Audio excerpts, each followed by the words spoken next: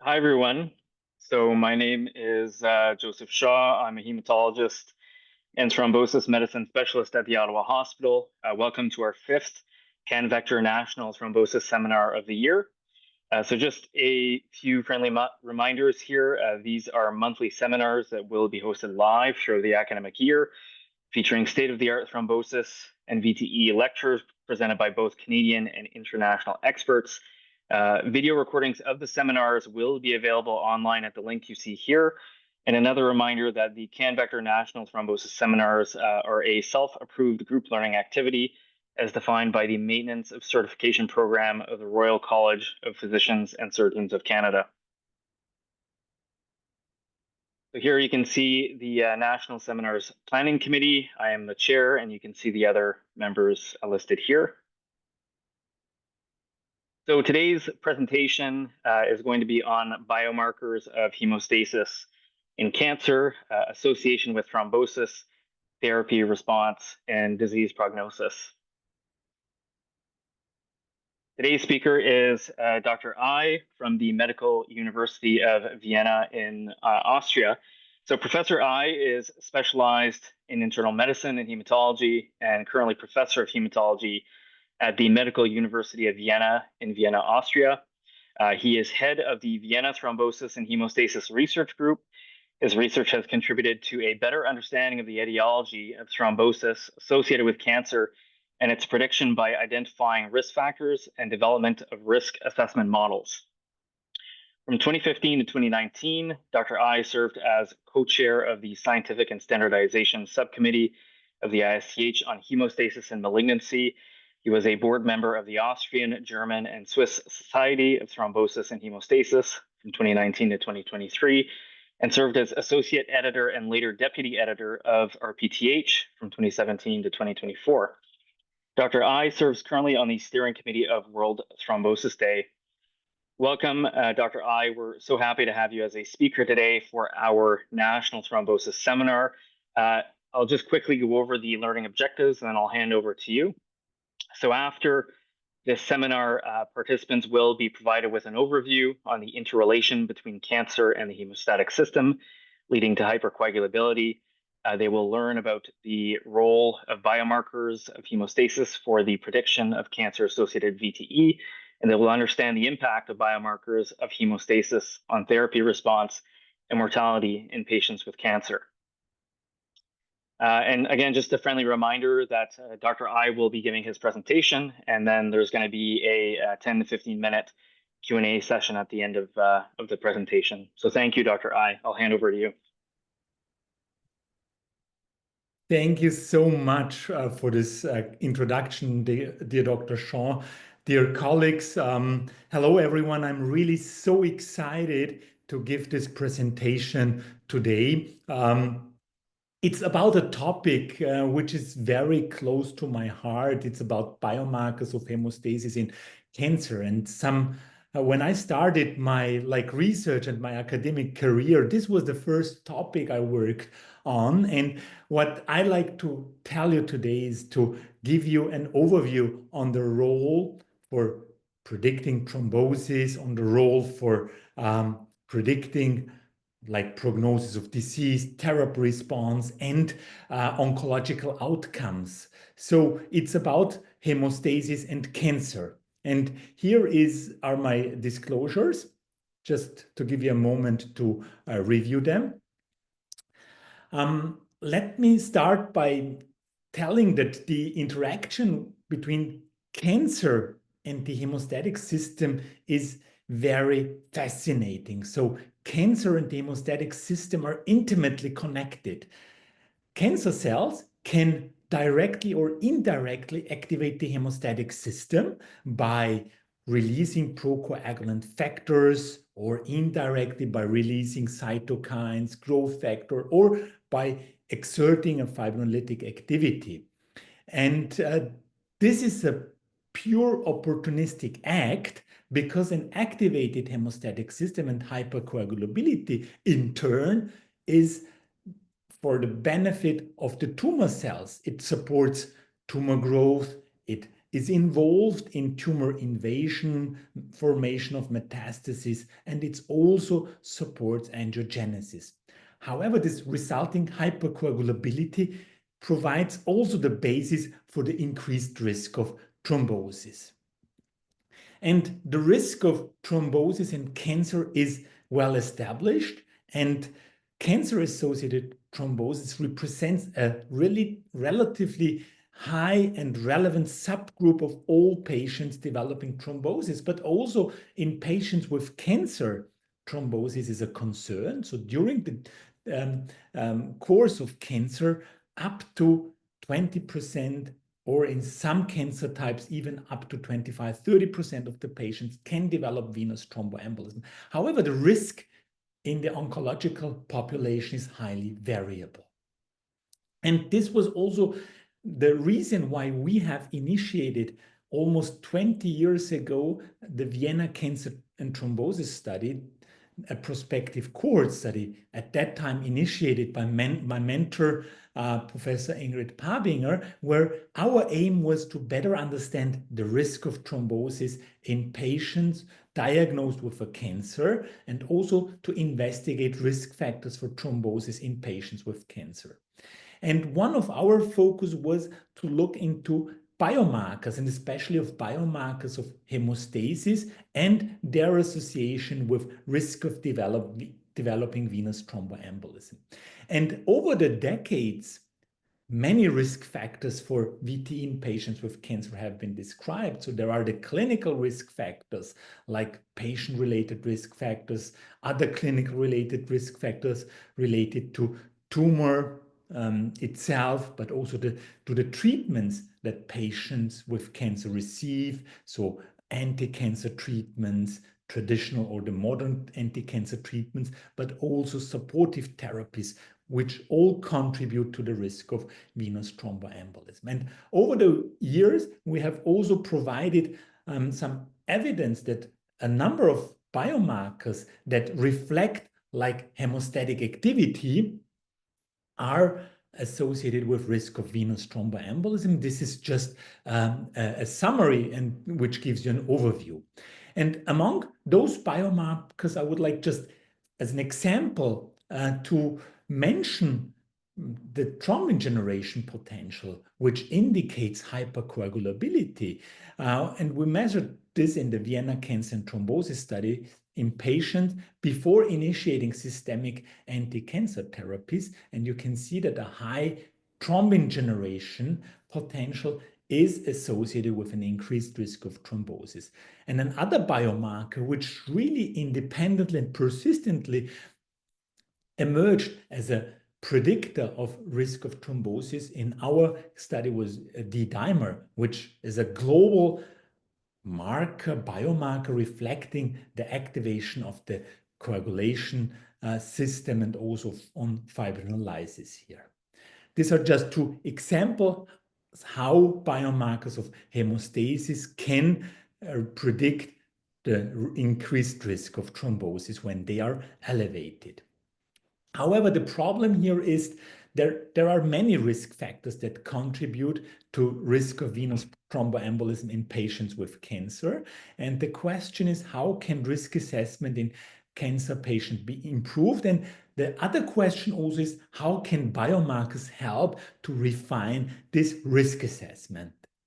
And the first approach here in the history of development of risk assessment models was done by Dr. Koran and colleagues, an oncologist, who developed first risk assessment model, which included 5 readily available parameters known at the time of initiation of chemotherapy, like the site of cancer with high-risk cancer sites, getting 2 points in this risk score, relatively high-risk site cancers 1 point, and also blood count parameters like high pre-chemotherapy blood platelet count, low hemoglobin, high leukocyte count are parts of this risk assessment model and also a high BMI.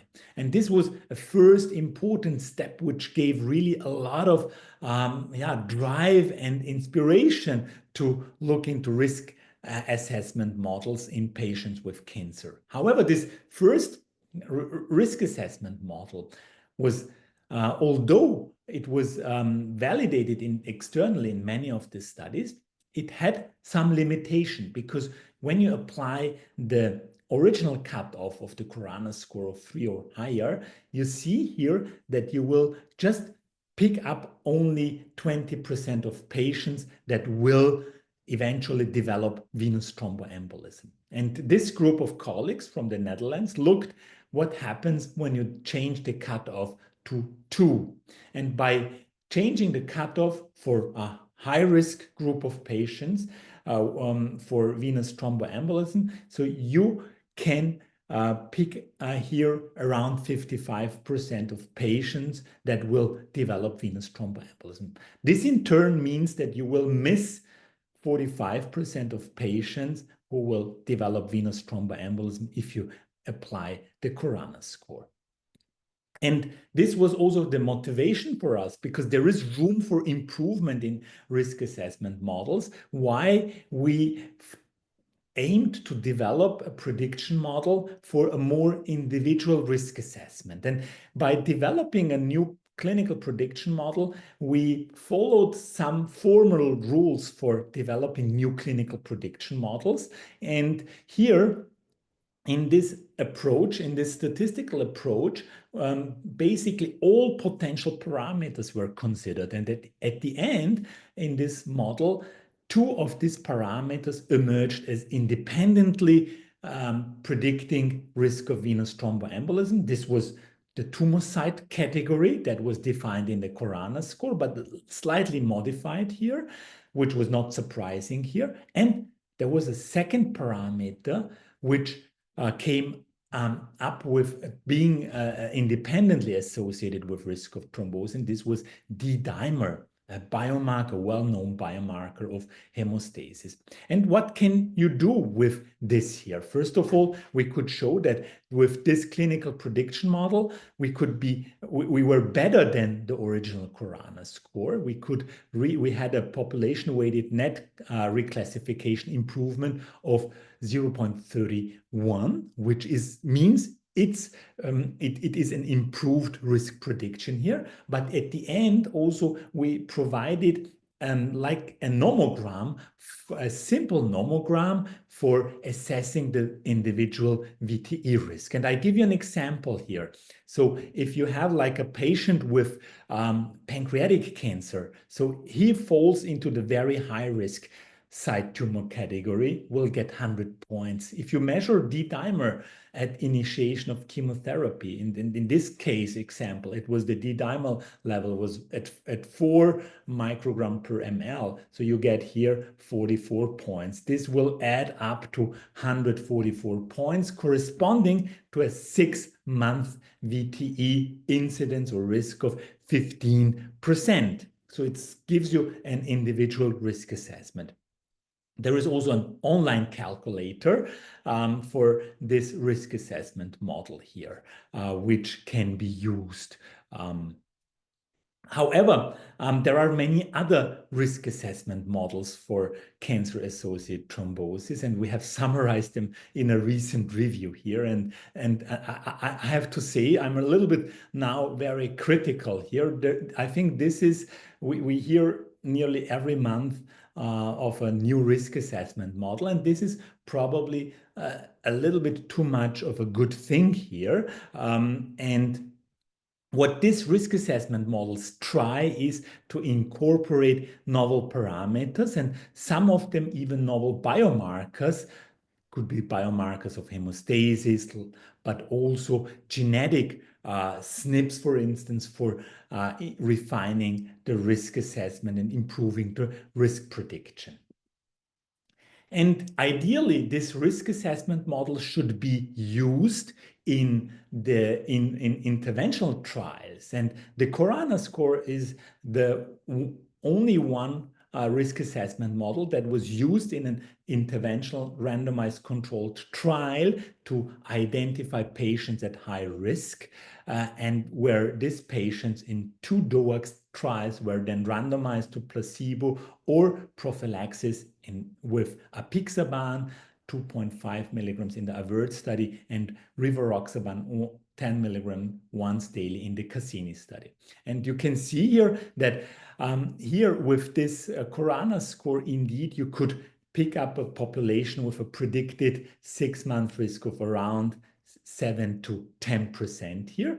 And with the intervention, with the primary prevention, especially shown in the AVERT trial, you could significantly reduce the risk of venous thromboembolism. However, there is still no broad implementation of primary thromboprophylaxis around the globe. And one of the discussions here is this predicting the 10% baseline risk with this Corona score high enough to convince oncologists and hematologists to offer primary thromboprophylaxis to their patients? So can we do better here? If we, for instance, use the risk assessment model incorporating a biomarker here, which I showed and explained to you, which we have developed here. And I think colleagues here from Canada have then applied this CAT score with this just 2 parameters and this nomogram-based CAT score to the population of the AVERT study. And they have calculated for each of the patients the predicted 6-month risk and divided patients into a group with a predicted 6-month risk below 8%, according to the CAT score, or above 8%. And what you can see here, the effect of primary thromboprophylaxis with apixaban versus placebo was overwhelming in this subgroup where the predicted 6-month risk was above 8%. And the number needed to treat to prevent 1 thrombosis with this CAT score applied to the AVERT population was only 6. So this means biomarkers are valuable, especially D-dimer, and this is just a visual representation of the results that I have shown. So you can see the overwhelming benefit of the primary prevention with apixaban, especially in those with a predicted 6-month risk above 8% when you calculate it with the CAT score. However, this CAT score includes D-dimer, and D-dimer is a biomarker. It's not a static marker, it's a dynamic marker. And the levels of D-dimer could change over time.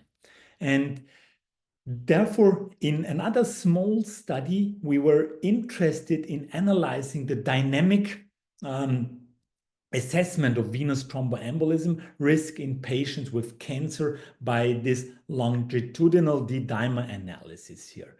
And what we could see here in patients who developed venous thromboembolism, D-dimer levels were increasing over time. And there was a 33% increase in D-dimer levels per month in those who developed venous thromboembolism, while in the others, the D-dimer levels were stable. There was no increase in those who did not develop thrombosis. And in a recent study that we initiated 2019, that's a new prospective cohort study with the Vienna Cancer Thrombosis and Bleeding Study, CATBLED, where we were interested in more than thromboembolic outcomes. We were also interested in bleeding in this study. But what is special about this study is that we have here in this new prospective cohort studies multiple blood samplings at study inclusion, prior initiation of systemic cancer therapy, after 3 weeks, and then every 3 months.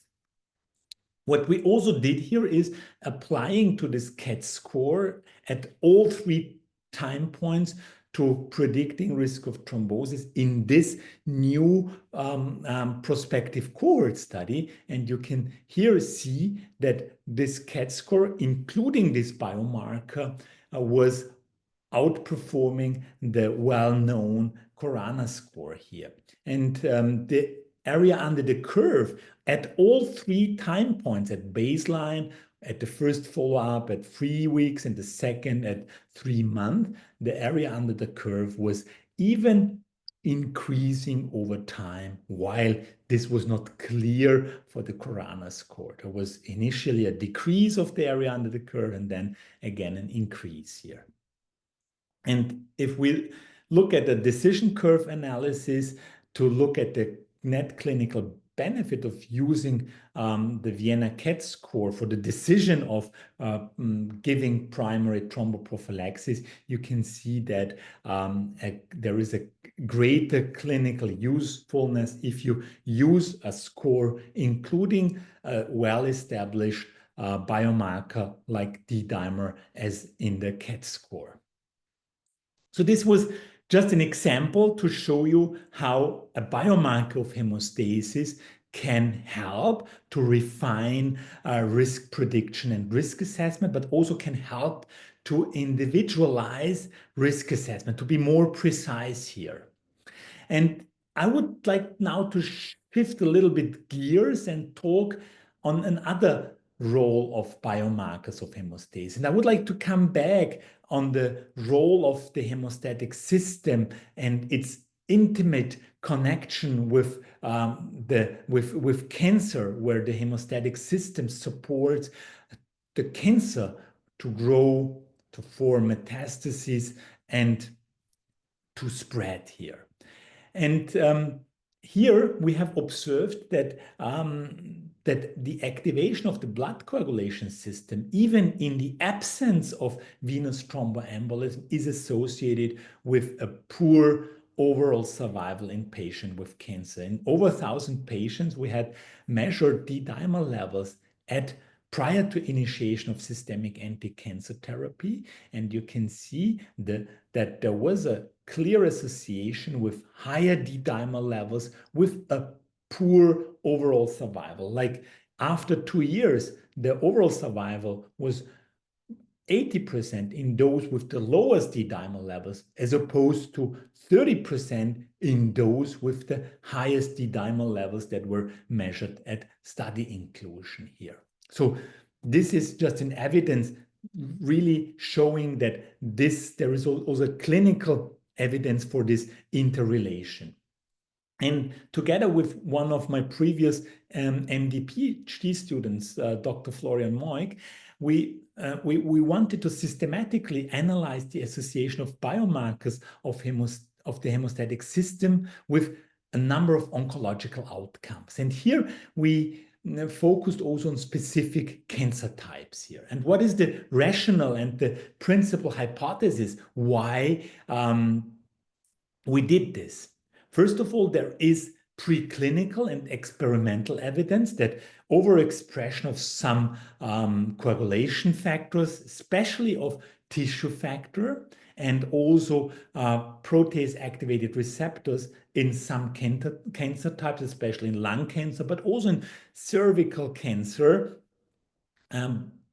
cancer cell-induced platelet activation, and also the release of procoagulant microvesicles or extracellular vesicles are involved and support metastases. They might promote the invasion of tumors. They are involved in angiogenesis. They also promote the proliferation of tumors.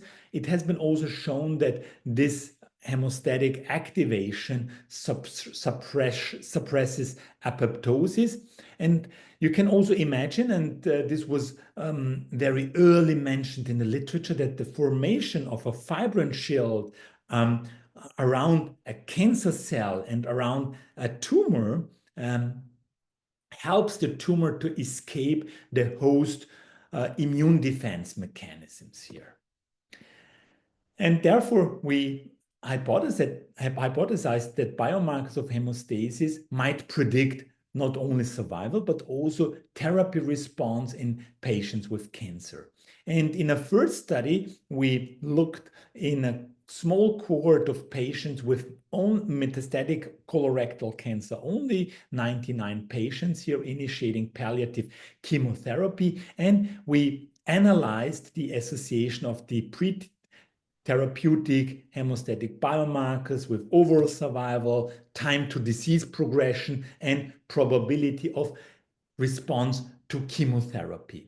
And what we have seen here was that there was an association of these biomarkers like factor VIII activity, increased factor VIII activity, increased D-dimer, increased fibrinogen, higher concentration of prothrombin fragment F1 and 2 with overall survival. However, there was no clear association or no significant association of these biomarkers with progression-free survival. But what we saw was that there was an association of these biomarkers with the disease control rate. That means that when these biomarkers were elevated, the disease control rate was higher. And when the biomarkers were lower, the disease control rate was higher.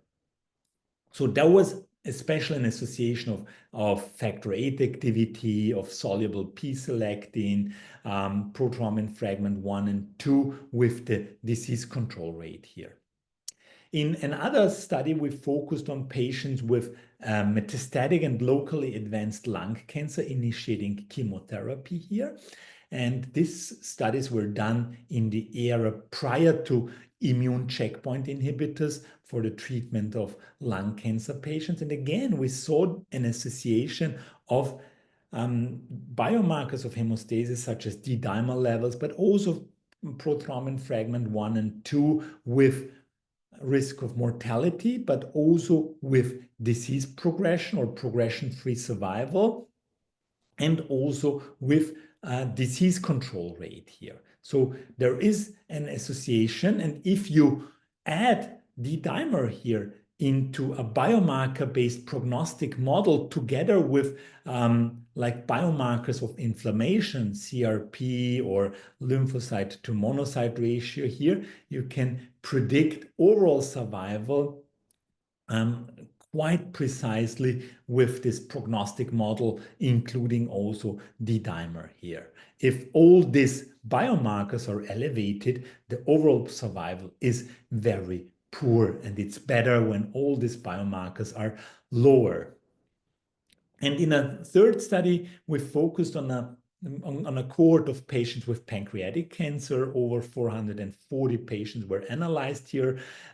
We had a number of hemostatic biomarkers here, again, D-dimer, extracellular vesicle tissue factor activity, fibrinogen, factor VIII activity, Pi1 levels, soluble P-selectin, thrombin generation. And here we could observe an association of at least 4 of the biomarkers with overall survival or increased risk of mortality. This was true for D-dimer, extracellular tissue factor activity, Pi levels, and soluble P-selectin.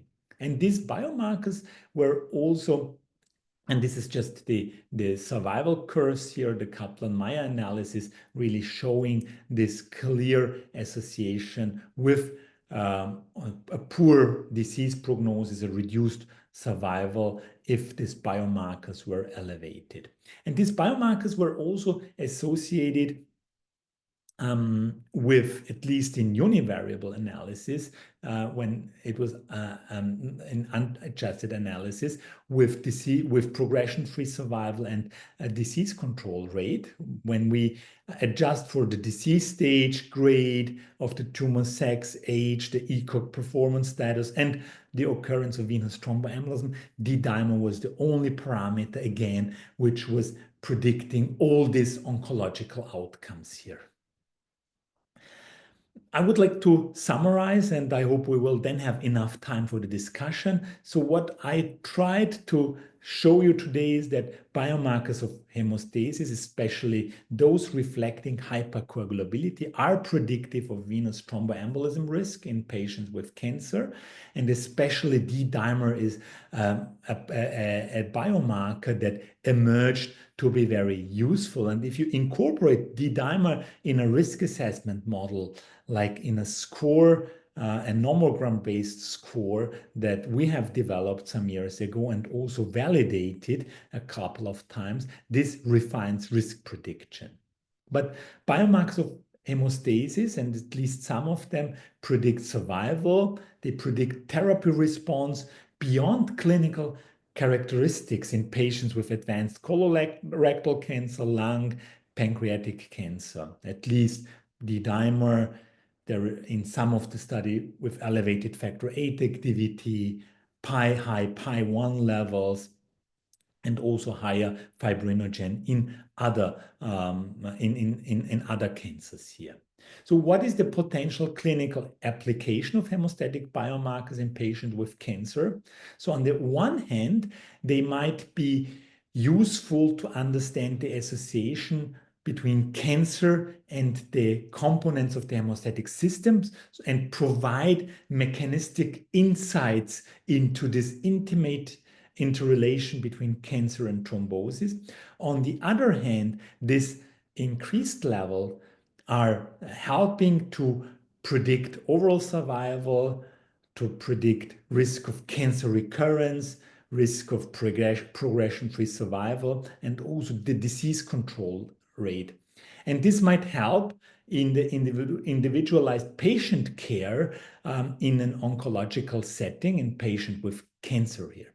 But there is also another clinical consequence, and I would like to highlight at the end of my presentation that there is, for the first time, an approval for a therapy that targets a hemostatic biomarker for cancer treatment. And this is an anti-drug conjugate, which is targeting tissue factor in cervical cancer. It received FDA approval in May 2024, which really highlights why I think it's relevant to understand this interrelation between hemostasis and thrombosis better.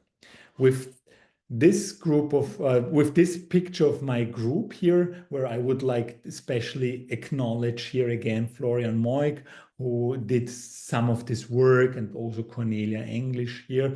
I would like to thank you for your attention, and I'm happy to take your questions and look forward to the discussion. Thank you very much, Dr. I, for that really great presentation. Interesting slide at the end with the anti-tissue factor therapy that I was not aware of. So we do have one question here from one of the attendees asking whether biomarkers sometimes, do they sometimes show a negative correlation with an outcome as opposed to a positive correlation? So I mean, I'm just thinking about survival, and most of these coagulation markers that you presented today seem to show an association with an increased risk of mortality. Have you ever come across any biomarkers that actually show a protective effect, or any that particularly come to mind?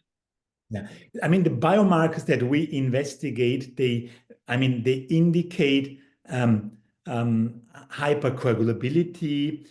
They indicate platelet activation here. So I did not came across with a biomarker that was associated with a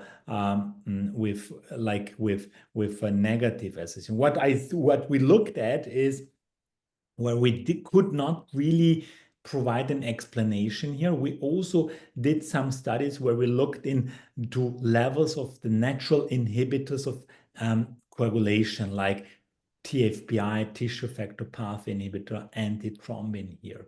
And we found here, and that was surprising, that there was this negative correlation. So in this case, for instance, we found that higher TFPI levels were associated with a poor outcome. So, which means higher TFPI would mean so there is a more anticoagulant potential here. And we did not have really a good mechanistic explanation here, but we assume that there is probably expression of also some of these proteins from cancer cells, and probably these are also variants of this anticoagulant protein. So alternatively spliced variants, probably not having a real activity here. And this was the only situation where it was the other way around, but this is very complicated with a natural anticoagulant. So our hypothesis was that a low level of this natural anticoagulants will predict a poor outcome, but it was the other way around here. And we went to very smart people to help us with really explaining this here, and their arguments were that probably there is something happening in the tumor, and that these are not active active proteins that we measure here. Yeah. Okay, very interesting. There's one more question here from one of our attendees asking, what is the best risk assessment model that we can say has the best specificity and sensitivity for developing VTE in solid cancers? I know you presented there's countless risk prediction models now. So do you have a favorite?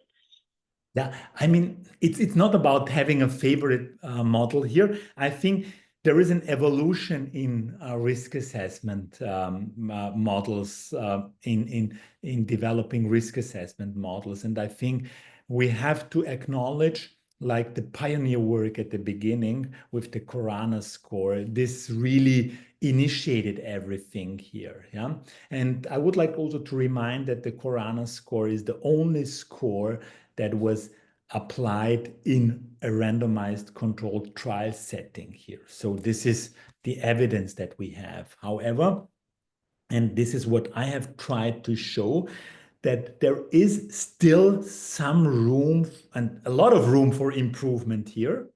And we have a lot of risk assessment models. Some have been externally validated, others not.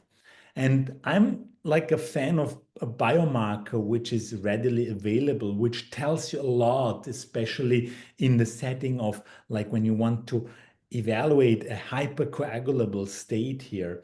And I mean, I'm biased, but the work that we have here done, and because we wanted really to convince us, was with the CAT score, incorporating D-dimer into a risk assessment together with the tumor site category, which mainly derives from the Corona score with some of the modification of tumors allocated to slightly different risk categories here. And I mean, and also the post-hoc analysis that one was done in the AVERT trial, I mean, this is quite promising here, yeah. But still, I mean, it's important that risk assessment of VT is applied in the oncological setting here, and this is not done everywhere, and this is not so. And I think you should. My advice to oncologists is start using anything that you have for risk assessment. Yeah, this could be any of the risk score here. Yeah, but if we look at, because we need to start here, and the Corona score is great, but it is not used and everywhere here. Yeah, and probably also because, as I told you, there is like a threshold in predicting risk, and this does not go beyond 7 to 10% if you apply the cutoff of 2 here. So, and probably we need something which predicts a higher risk of VTE here.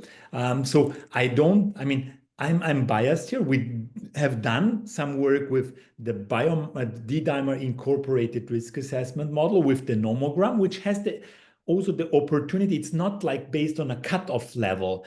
you have really the chance with this biomarker-based, nomogram-based risk assessment model to really assess the individual risk of VTE. And with the new validation where we applied this score at different time points after initiation of chemotherapy, it shows even that you can do it every time you want to reevaluate the risk of VTE here. So I think this type of risk assessment models in the era of personalized medicine, instead of just one assessment with a cutoff based assessment where you have risk categories, because the risk is dynamic here.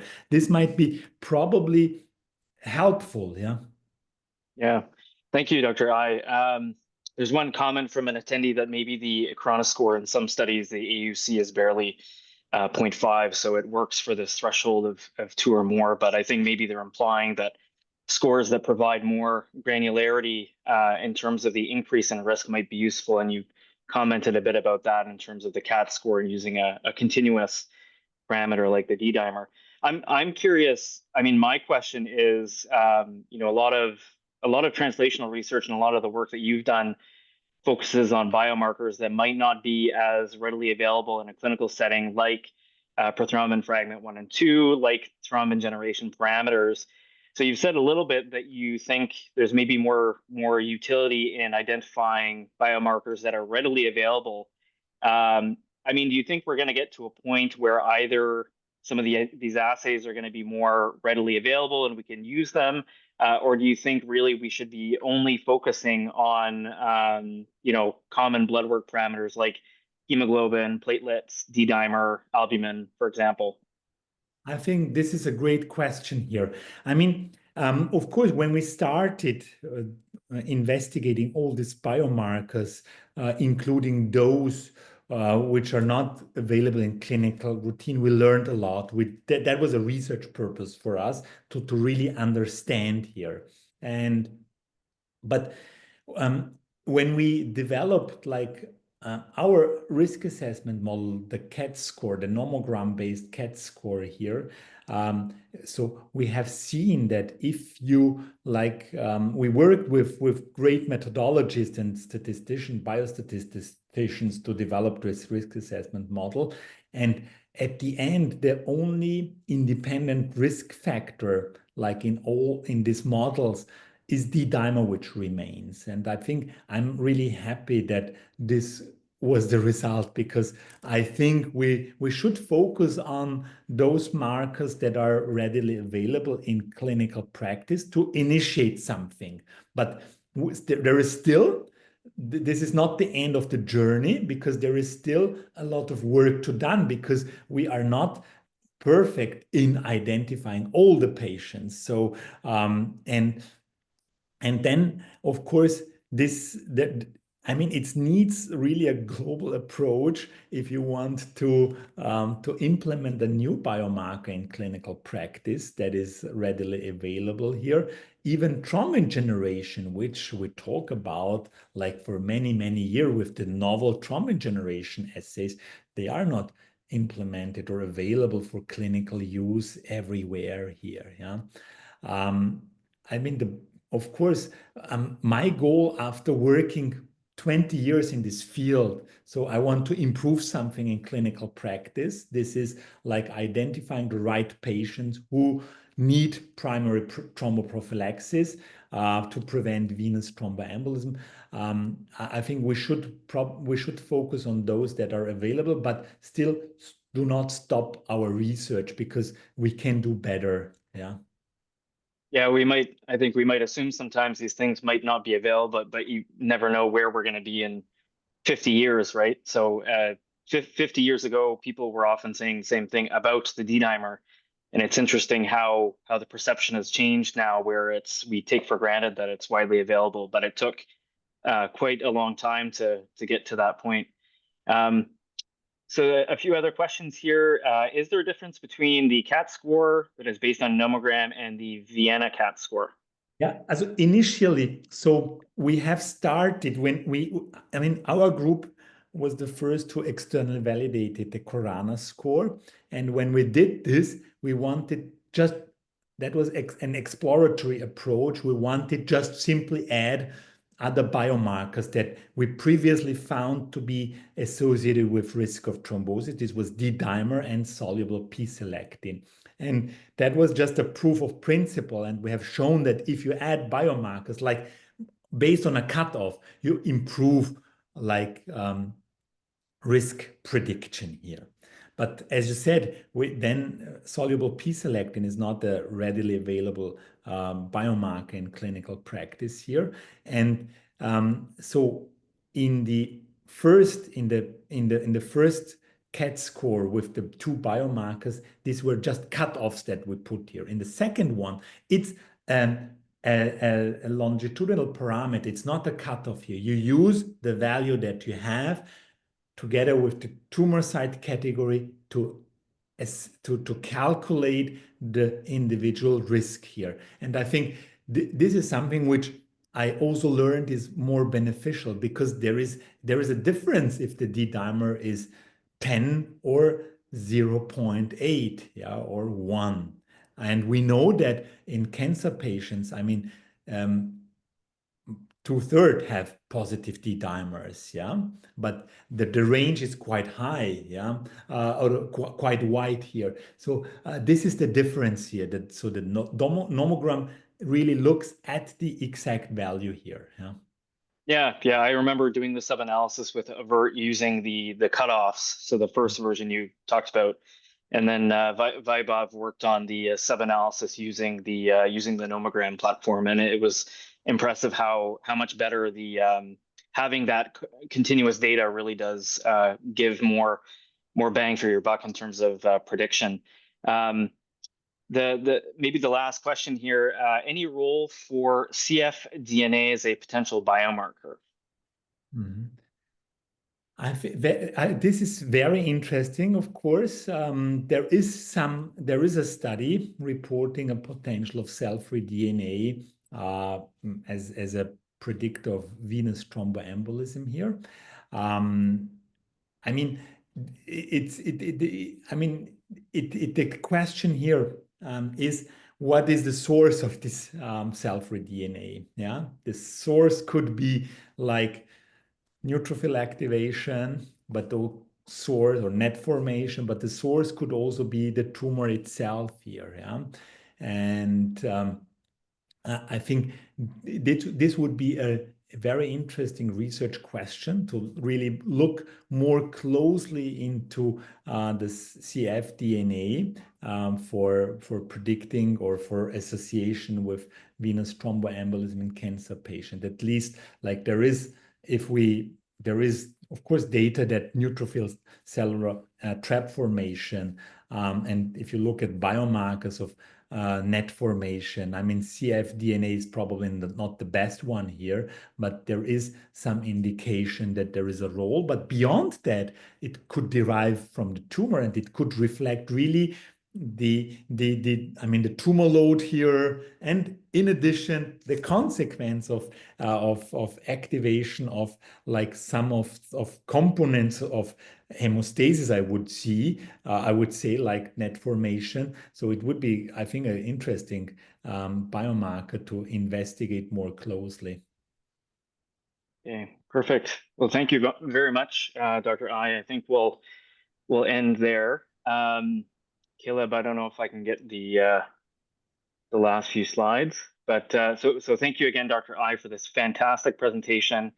Just a friendly reminder to our listeners that the recordings are available at the link that you see here. And our next seminar, which is already scheduled, is going to be Dr. John Eichelboom, who will be presenting on oral anticoagulation in 2025 lessons from randomized trials. So thank you, Dr. I, for this great presentation. Very much appreciated. Bye.